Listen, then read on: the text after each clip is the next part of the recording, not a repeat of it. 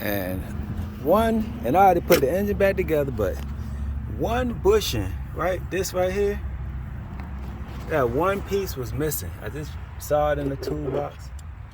I was like, yo,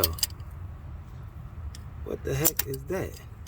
So then I'm gonna take it back off. Luckily, I put it back on before I had any further damage to the car.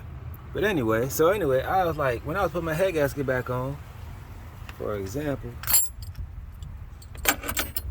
I was there, like,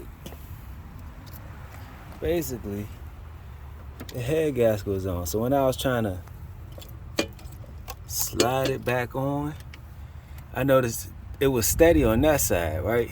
So when I was putting the cylinder head back on, but that side kept moving like that. So I was like, how the heck am I gonna keep my head gasket on straight by the time I put the cylinder head back on top without it sliding out of place? So next thing I know, I was like, yo, something missing. I was like, why is there only one of those?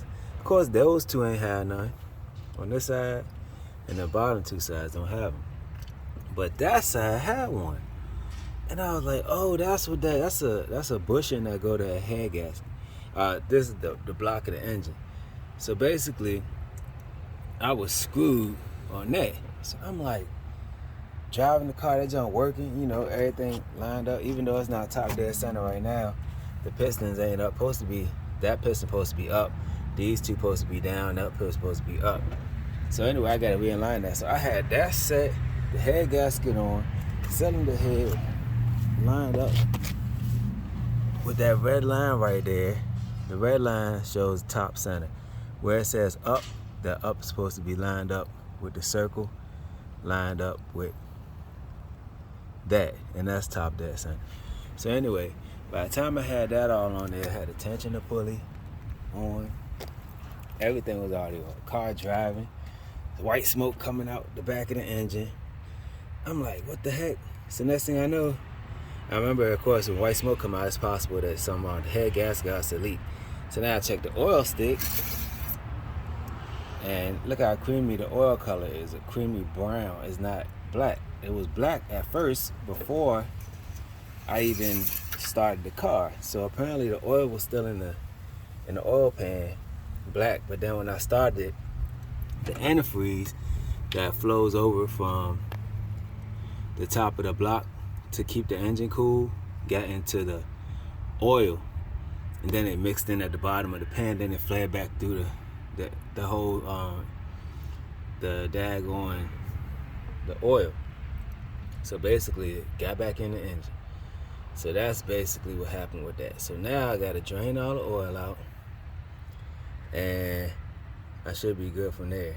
So that's the problem with that. So that's where all the antifreeze come from. But that one bushing that was right there is what caused that oil to get inside there. So now I'm gonna have to vacuum that out, then put everything back together, and hopefully it'll start. And that's probably what caused the leak that was way in the back, because I was trying to figure out why is that antifreeze way back there. If it was a leak from the thermostat's a little closer up, so it would have been right over this way. It wouldn't have been way back there. So I was like, it had to be a bushing that was causing the leak. So that's basically how I figured out it was a bushing missing from the head gasket, instead of just saying I didn't put the head gasket on right, or the cylinder head is warped, or the block of the engine is warped. It was the bushing that was missing, that one little piece missing from there that caused that to do that. So now I noticed the fuel intake was working good, the car started right, even though the spark plugs is a little off. Spark plugs still in the holes and the cylinder head. Well, you can barely see them, but spark plugs is way down up in there. It's hard to see them because it's dark down there. But anyway, so spark plug's good. So now I just got to put everything back together all over again. I'm about to go vacuum that out, put some water on it, some. Start all over again.